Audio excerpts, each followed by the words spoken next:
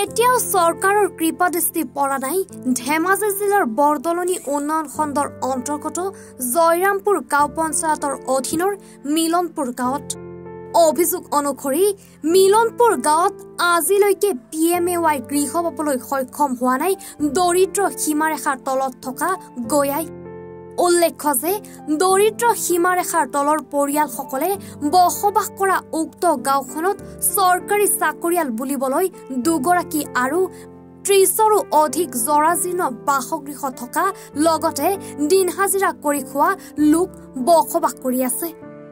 এইসকল লোকে PMAY গৃহ পাবৰ বাবে বহুবাৰ আবেদন নিবেদন কৰিও সফল নোপোৱাৰ অভিযোগ উত্থাপন হৈছে আনহাতে বহু মহিলাই পোৱা নাই বৃদ্ধ পেঞ্চন অৰুণোদয় আঁচনি পোৱা নাই জল জীৱন মিছন আঁচনিৰ সুবিধা গতিকে চৰকাৰ তথা বিভাগীয় কৰ্তৃপক্ষলৈ অনুৰোধ এইসকল গাঁওবাসীৰ তেওঁলোকৰ প্ৰাপ্য আঁচনিসমূহ প্ৰদান কৰিবলৈ আহ্বান গাঁওবাসীৰ কত কৰিব বিচাৰিছো যে আমাৰ এতিয়া ৫টা বছৰ পাৰ হৈ গ'ল কিন্তু আমাৰ গাঁৱত আজিলৈকে মানে প্ৰধানমন্ত্ৰী আৱাস গৃহ আজিলৈকে অনুমোদন পোৱা নহ'ল আৰু ইতিমধ্যে আমি গম পাইছিলোঁ যে যিহেতুকে লিষ্ট এটা জিঅ'টেক কৰি নিছিলে জিঅ'টেক কৰি নিয়াৰ পিছত লিষ্ট এটা ওলাইছিলে উক্ত লিষ্টটোৰ সম্পৰ্কত আমাৰ পৰা যাৱতীয় কিছু তথ্য লৈছিলেও কিন্তু সদৌ শেষত গম পোৱা গ'ল যে আমাৰ গাঁওখনৰ লিষ্টটো ৰিজেক্ট হ'ল বুলি কৈছে আমাৰ গাঁওখনত 50 ঘৰ মানুহ আছে প্ৰায় চাকৰি কৰা মানুহ একেবাৰে নাই তাৰ ওপৰঞ্চি মানে যি দুজন ব্যক্তি আছে মাত্ৰ সাধাৰণ চাকৰি কৰা তাৰপৰা বাদ বাকী গোটেই মানুহখিনি ঘৰৰ অৱস্থা একেবাৰে জৰাজীৰ্ণ য'ত আজি পানীৰ পৰা ঘৰৰ তলত থাকিবলগীয়া হৈছে সেইটোকে আমি বাৰে বাৰে অনুৰোধ জনাইছোঁ যে এই 5 বছৰতনো আমাৰ যিটো লিষ্ট হৈছিলে লিষ্টটো কি কাৰণতে যিখন আমি তাকো নাজানো ইতিমধ্যে পঞ্চায়তত খবৰ লৈছোঁ পঞ্চায়তত খবৰ লওঁতেও কৈছে যে তেখেতলোকে আপোনালোকৰ লিষ্টটো আছিলে কিন্তু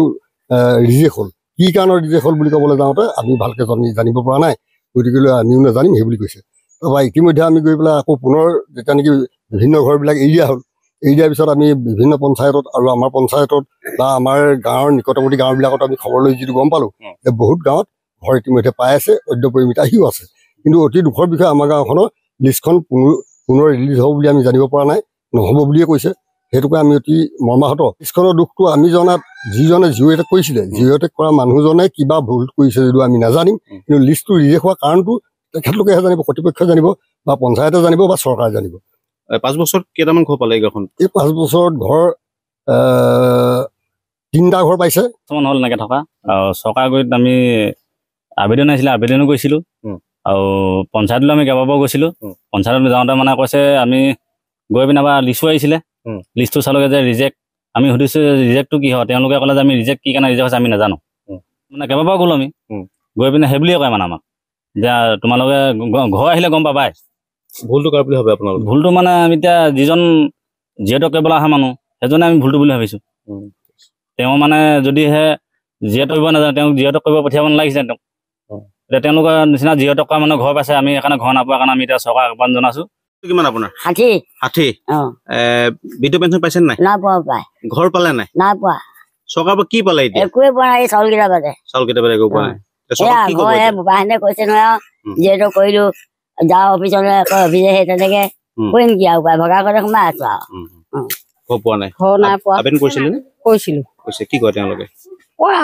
কি আৰু হেৰিয়া কি বুলি কয় আহিব বুলি কয় ঘৰ এতিয়া চাবলৈ গ'লেও ঘৰ নাই আমাৰ লিষ্টত নামেই নাই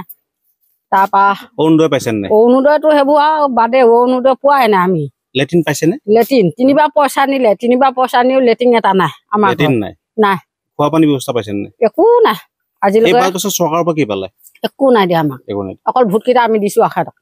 কথা সিমানটোৱে ব্যুৰো ৰিপৰ্ট এনি ভাৰত 24 অভিনয় কৰাৰ হেঁপাহ আপুনিও পঢ়ি ৰাখিছে নেকি আপোনাৰ অভিনয় কৰাৰ অভিজ্ঞতা নাই কোনো কথা নাই